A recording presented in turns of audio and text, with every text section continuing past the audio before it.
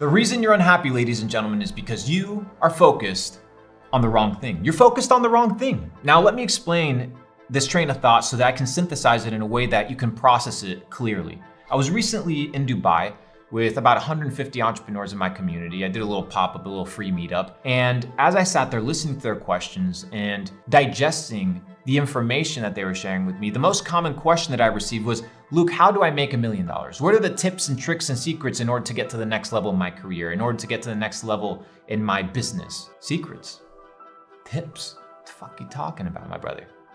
Tips, secrets to success? You're focused on the wrong thing. You're focused on the $1 million. No wonder you're unhappy. You're focused on that which you cannot control. No wonder you can't achieve anything. You're focused on the wrong thing.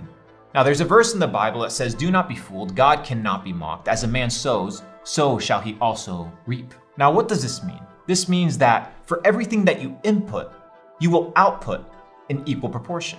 How foolish would it be for a farmer to look at the soil, stare at the soil 24/7, curse at the soil, be upset and depressed, expecting fruit when he has planted nothing, when he has not carefully watered and supervised the growth of his labor?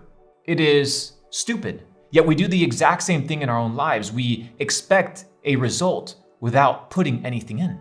We expect an output that we cannot control, yet that which we can control, which is the input, we do not focus on. My friend, if you want to get to the next level in your career, let me tell you one thing. You must not be focused on the next level of your career. You must be focused on the input, that which you can control. So let me ask you, what can you control today? Well, you can control when you show up. You can control how much you work. You can control the quality of your labor. You can control the quality of your relationships. You can control what you input into your ears, what you input into your mind. But nobody wants to focus on that because it's too laborious. It requires too much patience. My friend, patience is bitter, but its fruit is sweet. So the reason you are unhappy is because you want something that you have not worked for. You want something that you have not earned. And that which you earn will come to you in due time and in due process. But you must be focused on putting in the hours, the energy, the attention, the dedication in order to receive that which you want. You look at the podium and you look at these champions receive trophies and medals, and you assume that they just landed there.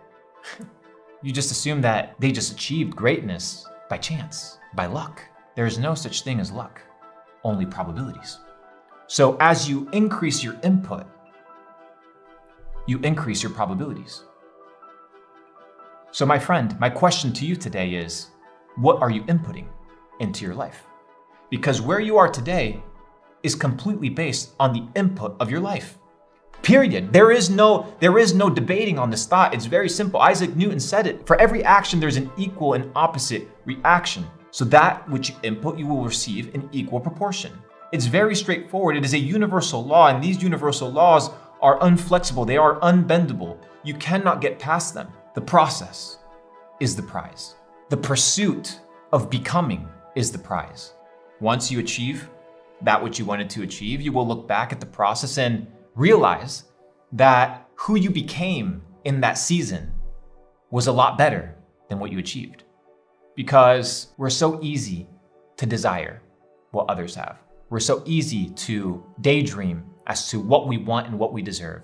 But when you can stop living in the future, which you cannot control, it's an elusive construct of reality, a fabric of our imagination, and you sober up to reality and focus on the input of what can you do today, right now, in order to maximize your chances of a future that is beneficial to you. Then, my friend, then and only then will you become happy. Will you become a person that lives in a state of equanimity. So I ask you again, what are you inputting? In your mind, in your ears, through your eyes, through your relationships, through your work, through your dedication? Do not be fooled. God cannot be mocked. That which a man sows, so shall he also reap. Walk with power, walk with truth. That's my data set for you guys. Peace.